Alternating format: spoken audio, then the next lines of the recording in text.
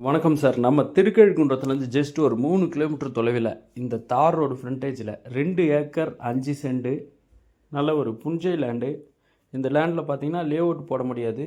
ஒரு கம்பெனி இல்லை ஃபேக்ட்ரி அப்படின்னா அந்த ஆலோ பிளாக் இருப்பாங்களே அந்த கம்பெனிஸ், அப்படி இல்லைன்னா பார்த்தீங்கன்னா பெரிய பெரிய குடோன் கட்டுறதுக்கு பார்த்தீங்கன்னா ஒரு சூட்டபிள் லொக்கேஷனு.